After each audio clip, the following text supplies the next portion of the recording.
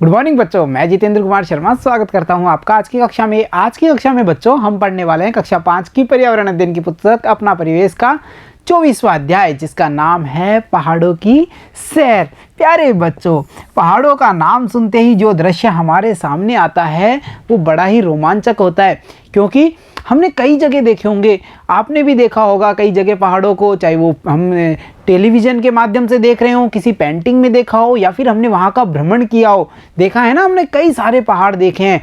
कुछ पहाड़ ऐसे होते हैं जो बर्फ़ से ढके हुए होते हैं, कुछ पहाड़ों पर हमें हरियाली देखने को मिलती है, कुछ पहाड़ अलग ही आकार लिए हुए होते हैं। कोई ऊंचा पहाड़ हमें दिखाई देता है, कोई नीचा पहाड़ हमें दिखाई देता है। देखे हैं ना आपने कई सारे प्रकारों के पहाड़ों को, कुछ हरे भरे हैं, कुछ बर्फ़ से हमें सफ़ेद रंग के भी दिखाई देते हैं। जैसा कि इस इमेज में हम देख पा रहे हैं एक पहाड़ की ऊंचाई ली हुई इमेज को। बच्चों, पहाड़ होता क्या है? यानी हम यह समझ सकते हैं कि समतल भूमि से उठा हुआ वह भाग जो एक निश्चित ऊंचाई लिए हुए होगा उसे हम पहाड़ कहेंगे। यानी धरातल से ऊंचा उठा हुआ भाग हम पहाड़ को जानते हैं, यानी हम उस जगह को पहाड़ कह देंगे जो अधिक ऊंचाई लिए हुए होगा। जैसा कि यहाँ पर आप देख पा रहे हैं, ये है हमारी ज़मीन या धरातल, और ये जो पहाड़ वाला हिस्सा हम देख पा रहे हैं वो कितना ऊंचा है। तो हमने यहाँ पर बच्चों मूलभूत समझ बनाई है पहाड़ों के बारे में। बच्चों, आपका भी मन करता होगा ना इन पहाड़ों की सैर की जाए। क्या यह पहाड़ों पर जाना आसान काम है? पहाड़ों की सैर करते समय हमें कौन कौन से उपकरण आवश्यक हैं, किन किन बातों का ध्यान रखना है, संसार का सबसे ऊंचा पर्वत कौन सा है? इन सब सवालों के जवाब ढूंढ रहे होंगे ना आप कि ये हैं क्या क्या इनके जवाब। तो बच्चों, आज के इस अध्याय में हम इन्हीं सवालों के आसपास चलेंगे, इनके बारे में जानकारी प्राप्त करेंगे। साथ ही साथ बच्चों, हम इस अध्याय में चर्चा करेंगे कुछ महिलाओं की भी, जिन्होंने अपने वीरता से, अपनी शौर्य और पराक्रम के कारण इन पहाड़ों की चढ़ाई में पुरुषों को भी पीछे छोड़ दिया। ऐसी नारियों के बारे में भी हम चर्चा करेंगे। तो चलो बच्चों, पाठ को शुरू करते हैं कुछ आसान से प्रश्नों के साथ में। तो देखिए, सोचिए और बताइए, क्या आपने कभी किसी पहाड़ पर चढ़ने की कोशिश की है? जैसा कि यहाँ इमेज में देख पा रहे हैं हम एक और पहाड़ जो हरियाली लिए हुए। क्या बच्चों, आपने भी कभी ऐसे किसी पहाड़ पर चढ़ने की कोशिश की है? तो यहाँ पर बच्चों, उदाहरण के लिए मैं कहता हूँ, हाँ, मैंने ऐसे पहाड़ों पर या किसी पहाड़ पर चढ़ने की कोशिश की है। अगर आपने भी की है तो आप इसका जवाब हाँ में देंगे, अगर नहीं की है तो आप इसका जवाब नहीं में देंगे। तो चलो अब देखते हैं अगला प्रश्न। और अगला प्रश्न है, पहाड़ पर चढ़ने और सड़क पर चलने में क्या अंतर है? भाई, हम दोनों जगह ही चलते हैं, पहाड़ पे भी आप चढ़ाई करेंगे और सड़क पर भी चल रहे हैं। तो इन दोनों जगह में जो आपने अनुभव किया उसमें क्या क्या अंतर आपको आया? तो देखो बच्चों, जब मैंने पहाड़ की चढ़ाई की तो जो मेरा अनुभव था वो मैं आपको बताता हूँ। देखिए बच्चों, सड़क पर चलने की तुलना में पहाड़ पर चढ़ना कठिन होता है, क्योंकि ऊपर की तरफ चढ़ने में हमें अधिक ताकत लगानी पड़ती है तथा पहाड़ ऊबड़ खाबड़ होते हैं जो चढ़ने में मुश्किल पैदा करते हैं। जहां हम देखते हैं सड़क समतल होती है जिस पर हम बड़ी आसानी से चल पाते हैं, दौड़ पाते हैं, वहीं पर बच्चों जो पहाड़ होते हैं वो ऊबड़ खाबड़ होते हैं और इन पर चढ़ते समय हमें ऊपर की ओर चढ़ना है, यानी हमें अधिक ताकत लगानी पड़ती है। इस वजह से हम कह सकते हैं कि पहाड़ों पर चढ़ना सड़क पर चलने की तुलना में थोड़ा मुश्किल होता है। बच्चों, ये तो हुई मूलभूत जानकारी पहाड़ों के बारे में और पहाड़ों की चढ़ाई से संबंधित। पर बच्चों, जैसा कि मैंने आपसे चर्चा की थी कि आज के अध्याय में हम जानेंगे जो संसार है, हमारा विश्व है, उसकी सबसे ऊंची पर्वत चोटी के बारे में। अब ये कौन सी पर्वत चोटी है? इस पर सबसे पहले कौन व्यक्ति चढ़े?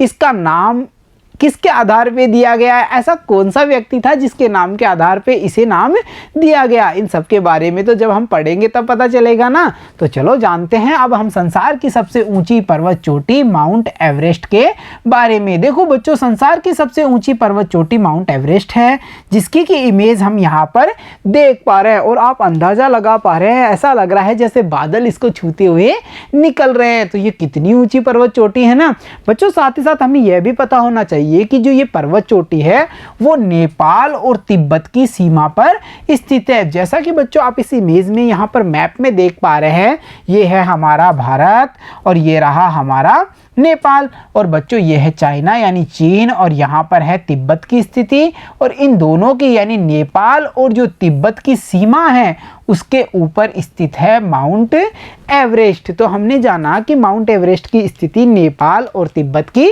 सीमा पर है। बच्चों ये तो हुई इसके बारे में सामान्य जानकारी। साथ ही साथ देखो बच्चों, जो सर जॉर्ज एवरेस्ट थे उन्होंने पाया कि यह दुनिया की सबसे ऊंची चोटी है। उन्हीं के नाम पर इस पर्वत चोटी को माउंट एवरेस्ट नाम दे दिया गया। और यहाँ पर आप देख पा रहे हैं सर जॉर्ज एवरेस्ट को। बच्चों ये वो व्यक्ति हैं जिन्होंने ये पता किया कि जो ये चोटी है यानी ये संसार की सबसे ऊंची पर्वत चोटी है। जब सबको उन्होंने ये बताया तो लोगों ने क्या किया, इनके नाम पर ही इसको कहने लगे ये तो माउंट एवरेस्ट है। बच्चों यहाँ तक हमने यह जानकारी प्राप्त कर ली कि संसार की सबसे ऊंची चोटी कौन सी है, यह कहाँ स्थित है और इसको नाम किस आधार पे दिया गया। अब बारी है कि क्या किन्हीं व्यक्तियों ने इस पर चढ़ाई की है, क्या कोई ऐसे व्यक्ति भी थे जो इन पर पहुंच पाए थे। इसके बारे में भी हम अध्याय में आगे चर्चा करेंगे। तो चलो सबसे पहले हम कुछ प्रश्नों पर चर्चा करते हैं और फिर पाठ को आगे बढ़ाते हैं। तो देखो बच्चों, आपने अपने आसपास के किसी पहाड़ी पर बने मंदिर पर चढ़ने का प्रयास किया होगा। उस समय आपके साथ कौन कौन थे, उनके द्वारा आपको क्या क्या निर्देश दिए गए, इस आधार पर अपने अनुभव बताइए। बच्चों होता है ना, कई सारे मंदिर या धार्मिक स्थल ऐसे होते हैं जो किसी पहाड़ी या ऊंची जगह पर होते हैं, जहां पर हम हमारे माता पिता, हमारे परिवार के सदस्यों के साथ जाते हैं।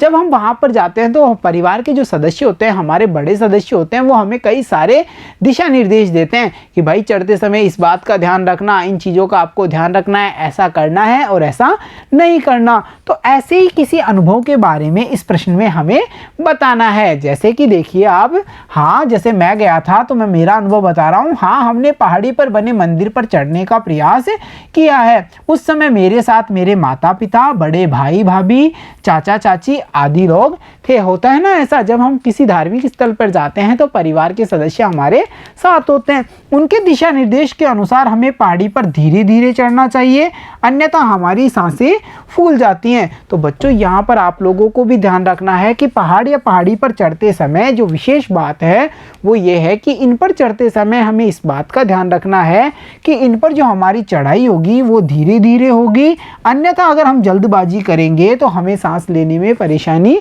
हो सकती है, हमारी सांसें फूलने लग जाती हैं। साथ ही साथ देखो बच्चों, मुझे यह भी निर्देश प्राप्त हुआ कि जो पहाड़ी रास्ता है वो उबड़ खाबड़ होता है, इसलिए सावधानी से चलना चाहिए, क्योंकि अगर सावधानी हटी तो दुर्घटना घटी। और मुझे यह भी पता चला या यह निर्देश प्राप्त हुआ कि पहाड़ी चढ़ने से शरीर का तापमान अधिक हो जाता है, इसलिए कुछ देर बाद ही पानी पीना चाहिए।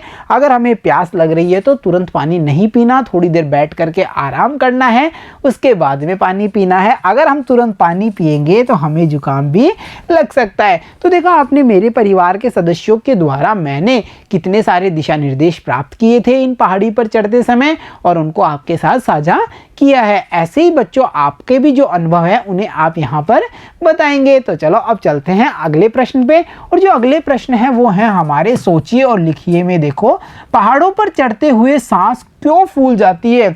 बच्चों मुझे यह निर्देश तो मिला था कि पहाड़ों पर जब आप चढ़ेंगे तो आपको धीरे धीरे चढ़ना है।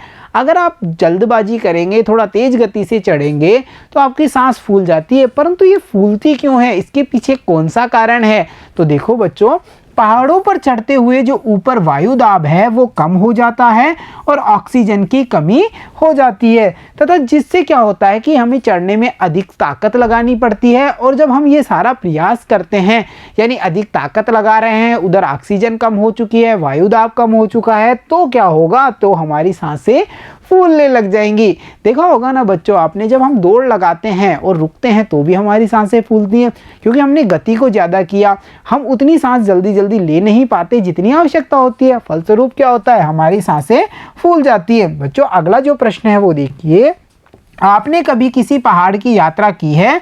यदि हाँ, तो चर्चा कीजिए और फिर अपने अनुभवों को अपने शब्दों में लिखिए। यानी कि वहाँ पर आपने क्या क्या अनुभव किया, इस पहाड़ की यात्रा के दौरान आपने क्या क्या अनुभव किया, उन सबको आपको यहाँ पर बताना है। फॉर एग्जाम्पल, उदाहरण के लिए देखिए, मैं एक पहाड़ पे चढ़ा और वहाँ पर मैंने क्या अनुभव किए वो मैं आपको बताता हूँ। देखो बच्चों, जब मैंने पहाड़ की यात्रा की तो उस समय जब मैं तेजी से चढ़ने लगा पहाड़ पर तो मेरी सांसें फूलने लगी। साथ ही साथ बच्चों, मुझे यह भी पता चला कि पहाड़ी पर सावधानी से चढ़ना पड़ता है। पहाड़ों पर बंदर भी होते हैं, इसलिए बड़ों के साथ ही चढ़ना चाहिए। हम देख पाते हैं ना, जब भी हम किसी पहाड़ी पर बने मंदिर पर जाते हैं, धार्मिक स्थल पर जाते हैं या पहाड़ों की चढ़ाई करते हैं, तो हमें पता चलता है कि वहाँ पर काफ़ी सारे बंदर भी होते हैं जो हमें नुकसान पहुँचा सकते हैं। इसलिए हमें इस बात का भी ध्यान रखना है कि पहाड़ों पर चढ़ते समय हमें हमारे बड़ों के साथ ही रहना है। साथ ही साथ देखो बच्चों, पहाड़ों पर तेज ठंड बर्फीली हवाएं चलती हैं, ऊंचाई पर वायु दाब कम होता है, लेकिन पहाड़ों का जो प्राकृतिक वातावरण है बच्चों,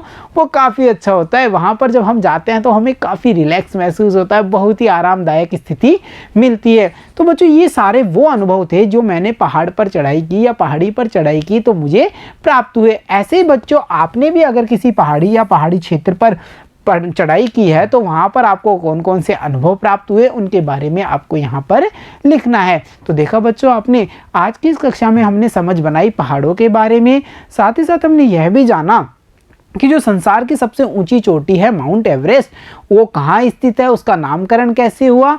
और हमने बच्चों यह भी चर्चा के माध्यम से सीखा कि पहाड़ों पर चढ़ाई करते समय हमें किन किन बातों का ध्यान रखना है, और पहाड़ पर जो हमें अनुभव प्राप्त हुए उनके बारे में भी हमने जानकारी प्राप्त की है। तो प्यारे बच्चों, आज की कक्षा में इतना ही। मिलता हूँ आपसे अगली कक्षा में, तब तक के लिए धन्यवाद बच्चों।